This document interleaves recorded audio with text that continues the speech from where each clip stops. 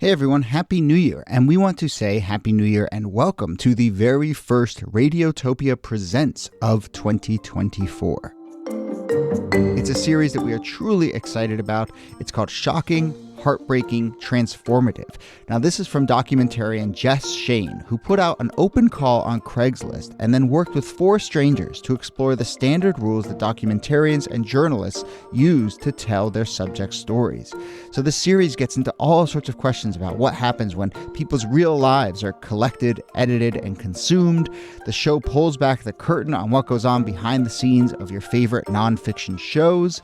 And then it turns in on itself and some really interesting twists and turns along the way in the making of the show.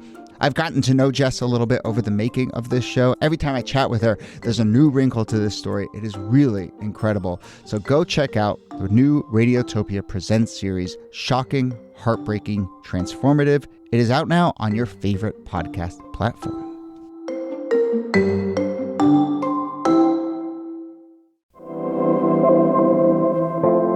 Hello and welcome to This Day in Esoteric Political History from Radiotopia. My name is Jody Avergan. This day, May 9th, 1877, nearly a year after the Battle of Little Bighorn, Lakota leader Sitting Bull leads a band of followers, about 5,000 people or so, into Canada, hoping to find safe haven from the U.S. Army.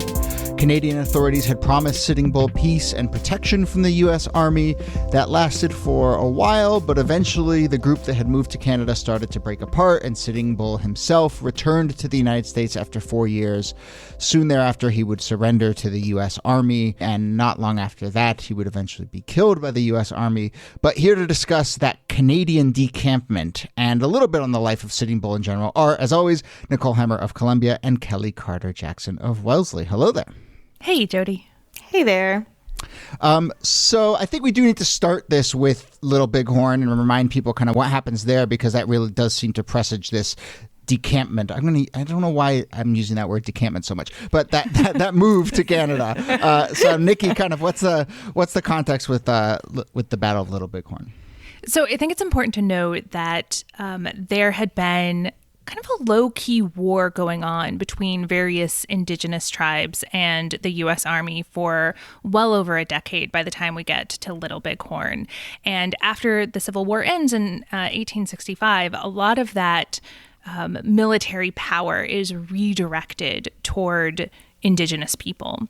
And in 1876, all of that military power notwithstanding, there is a battle between Sitting Bull's warriors and other indigenous people and an army group led by George Custer. And quite famously, that is Custer's last stand when he loses. The U.S. military is defeated by these indigenous tribes.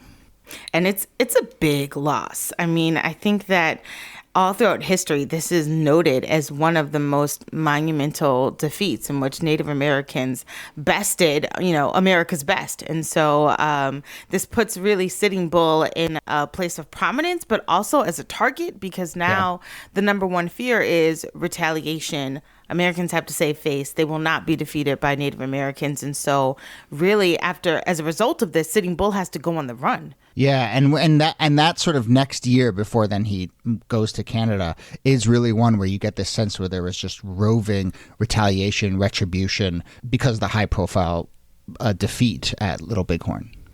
Yeah, you can kind of picture it as almost a kind of a guerrilla warfare that's going on where they're being hunted, but because they know the land so much better, they're able to avoid any kind of direct confrontation with the army. And ultimately, there is a meeting between Sitting Bull and Colonel Nelson Miles of the U.S. Army. And the army comes to him and is like, we're now willing to accept your surrender. And Sitting Bull's like, wait, I beat you. I don't think that's the way that this works. No. Yeah. I give you the terms. You don't give me the terms. But I think that goes into just how much American hubris there was about, Native American relations. It's this idea that even when we're defeated, no, that doesn't count. So here's how it's going to go.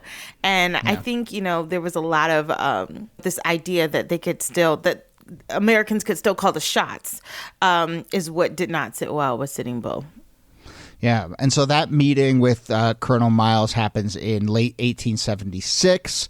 After that, Sitting Bull is, effectively also still on the run a little bit and being hunted and also tracking buffalo and just trying to kind of find stability. And it seems as if, what leads us to this moment in 1877, this move to Canada, is just an understanding that it's going to be very difficult to find any level of stability in the United States. So how is it that then Sitting Bull ends up being invited effectively into Canada? Yeah, so that's a really good point. So what happens is Sitting Bull and all of his warriors and people make their way to Canada because Canada makes a deal with them and basically says, hey, listen, we will give you safe haven if, we can agree that, we can keep skirmishes at bay and we can have good relationships. And Sitting Bull actually establishes a really good relationship with the Northwest Mounted Police Inspector James Murrow Walsh,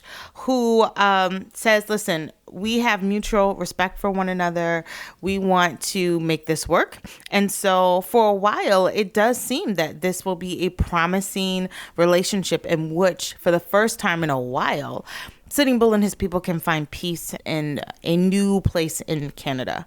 And we should note that these aren't the first non-white people to seek freedom in Canada. I mean, this has been part of the story of the United States over the course of its, at this point, 100-year history, is that while we tell a story of people coming to the U.S. to seek freedom, for folks like Sitting Bull, you had more opportunities to live freely in places like Canada.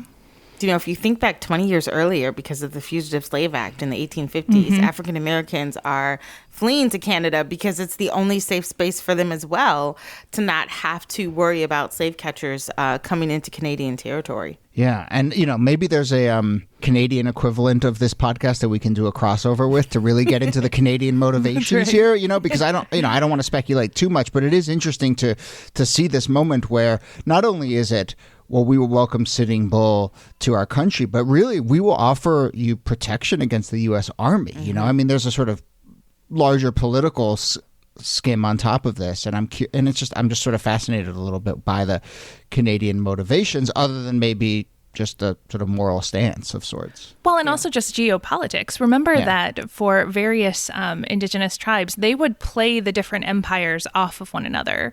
So like in the French Indian War, when indigenous tribes sided with the French. And so there was this savviness about these relationships. And so you can see this could have just been we see this as an opportune way to provide some peace in this region, or it could have been now we maybe gain a new ally as we look at our relationship with the United States. And the geopolitics of this all is one of the things that starts to then lead to this period coming to an end, because first off, this relationship between Walsh and Sitting Bull, at first they're on the same footing, but then political pressures start to come in, and Walsh, in the American press, I think they were referring to Walsh as Sitting Bull's boss, but Sitting Bull didn't really like that sort of characterization. And then eventually the Canadian government started to pressure him and say, hey, we've got to figure out a way for this man to return to the United States. So there was geopolitics certainly across all of this. The environment plays a role too. I mean, the disappearance of buffalo is one of the big drivers for a lot of this roaming, and is actually a big driver for why eventually Sitting Bull comes back to the United States with the promise of food in a lot of ways. That lures a lot of the people he's there with back to the U.S. and ultimately, after 4 years in Canada, brings Sitting Bull back to the U.S. as well. I mean, you get this sense that over those 4 years, the first year or so seems to be very stable, and then it's the environmental pressures, the political pressures, simply wanting to return back home. But it just seems like, 15 people would leave the encampment, 20 people, 100 people here, 100 people. Then all of a sudden, by the end, it's just a couple hundred people, I think, that are with Sitting Bull when he does return to the United States. And mostly senior citizens, mostly the elderly and children and people who are not as mobile or able to move. But at this point, Sitting Bull is just trying to preserve his people and make sure that they're fed and that they have, basic necessities. And it was such a struggle to do that. Even when they returned to the United States, the buffalo are all but decimated and their culture thrives off of the buffalo. So these are incredibly hard times for Sitting Bull to try to maintain just autonomy over his nation. And of course, there's a campaign to wipe out their culture as well.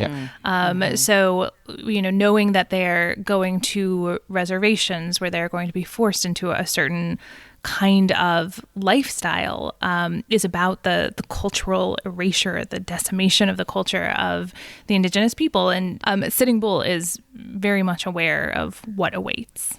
We should do another episode about the end of Sitting Bull's life. But, just to add a coda to this story, he returns from Canada. I think it's 187 people at this point.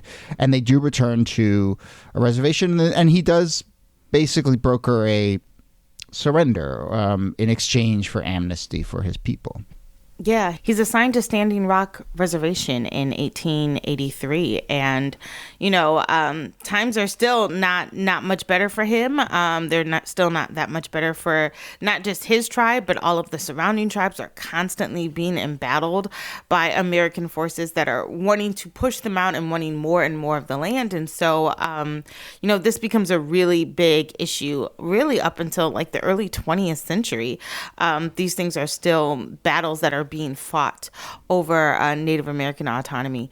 And for Sitting Bull himself, he has a pretty interesting coda to this Canadian refugee story. He comes back, as Kellie was just saying, and he eventually joins up with Annie Oakley and some of these traveling Western shows where he is, on display as really probably one of the only Native Americans that most Americans will see when they go to these shows. So he becomes kind of a representative of indigenous culture in Western shows. There's a kind of revival that goes on among a number of different tribes that worries the U.S. government and ultimately leads to the killing of Sitting Bull.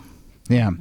And so I think definitely an episode on Buffalo Bill's Wild West show and that sort of last few years of his life is in order. But let's leave it there for this episode, which again was on this little Canadian, these 4 years in Canada. I want to do one little also on this day before we go. This is the day in 1912, May 9th, where Teddy Roosevelt called Taft a, quote, fathead. And I almost want to do this show for the next 10 years and every May 9th just mention that, but never actually go into it and get more details, because I just feel like any more details are going to spoil it. I just want to know that Teddy Roosevelt called Taft a fathead and then move on. I will add one juicy detail that won't spoil it, and that is that Roosevelt also called him a puzzle wit. A puzzle wit. A puzzle wit and a fathead. So. These are fighting words. They were indeed. Okay. Well, that does bring us to the end of the episode. Nicole Hemmer, thanks to you as always. Thanks, Jody. And Kellie Carter-Jackson, thanks to you. My pleasure. This Day in Esoteric Political History is a proud member of Radiotopia from PRX, a network of independent, listener-supported, artist-owned podcasts. Our researcher and producer is Jacob Feldman. Our producer is Brittany Brown. You can get in touch with us with any questions or comments or ideas for the show. Email us thisdaypod@gmail.com, or you can find a form at thisdaypod.com.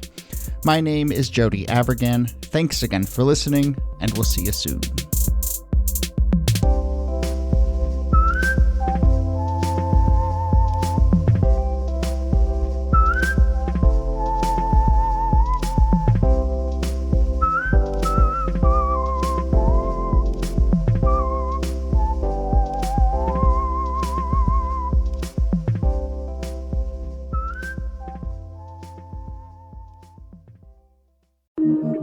Radiotopia.